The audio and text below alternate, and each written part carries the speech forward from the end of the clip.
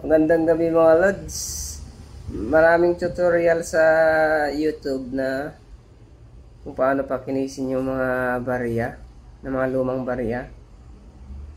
Ito mga lods, mayroon ako lumang barya dito na 1 piso 1988 pa ito. Tingnan mo, hindi na siya makinis mga lods kung makikita nyo. Yan. Ang daming tutorial na nakikita ko. Yung iba binababad sa asin at suka. Yung iba naman mga tutorial, mga professional talaga. Pampakinis talaga ng barya. Pero medyo mahal yung mga bibilhin mong mga chemicals na pampakinis. Dito mga lods, ito yung kalabaw, kung makita nyo. Hindi pa siya makinis. Yan. Jose Rizal, Republika ng Pilipinas. Hindi pa siya makinis kung makikita nyo. Wala pang kintab. Ito mga lods, pakikinisin ko siya ng hindi ko na kailangan ng hindi ko na siya ibababad sa suka or asin. Ang gagawin ko lang mga lods, ito yung gagamitin ko cream compound mga lods, pang-bapping siya. Ito yung gagamitin ko. Mano-mano lang ang gagawin ko dito mga lods. Kikis-kis ko lang siya. Yan, tingnan niyo yung to, kulay niya, wala pang kintab. Gagamitan ko siya ng cream compound mga lods. Yan, ito pakikinisin ko to. Mabilis ang tutorial lang to mga lods. Itong gamitin nyo, mas mabilis siya. Gumamit lang ako ng cream compound mga lods, ito pang-bapping to. At saka gumagamit ako ng bapping pad na foam, yan to. Ilalagay ko lang dito yung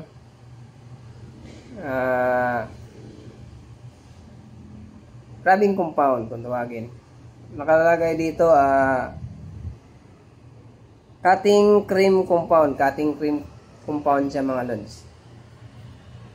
Ngayon, unahin ko yung Jose Rizal, mismong ulo ni Jose Rizal.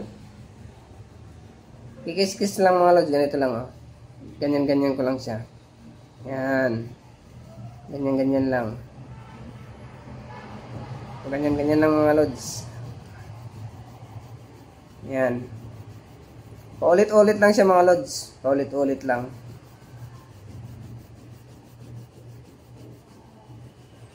Balik-balik lang.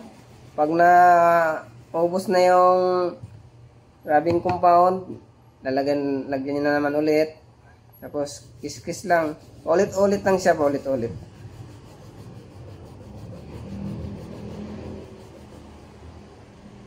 Kung mapapansin nyo, umpisa pa lang to, lumalabas na yung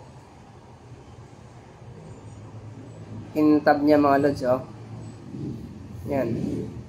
Ito lang compare kanina, Yan. Yan, Yung ginang niya lumabas na. Una pa lang yung mga lods, hindi pa talaga final. Ulit-ulitin nyo lang siya.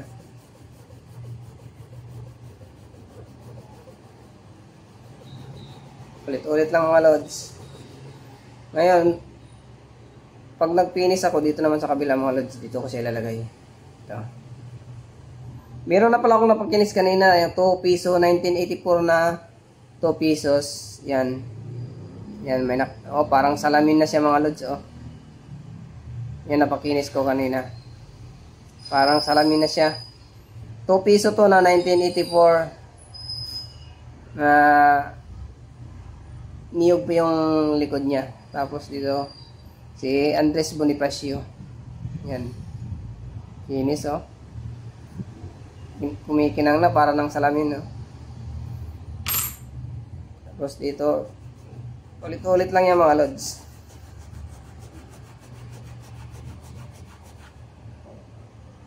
Tapos balik ulit, lagyan ulit ng rubbing compound. Ulit-ulit lang yan mga lods. Hanggang sa kuminang. Nasa inyo kung gaano ka kinang talaga gusto nyo. Pwede naman tagalan nyo para mas lalong makintab.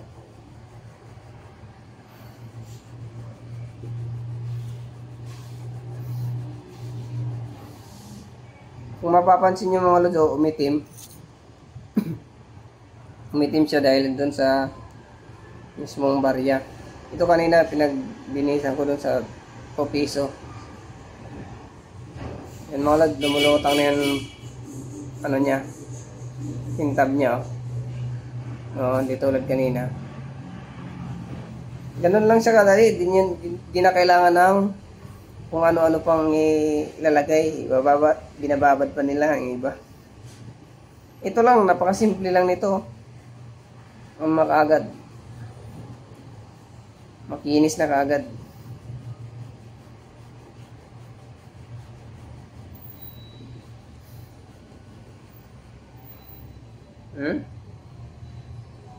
Papakita ko sa inyo kung ayan, makinang. Tapos dito yung kabila, yan. Hindi makinis yan. Ganyan yung itsura dito. You know? Kung paulit-ulit nyo siya gawin mga lods, yan, lulutang ni pagiging sobrang kintab niya, parang salamin na siya.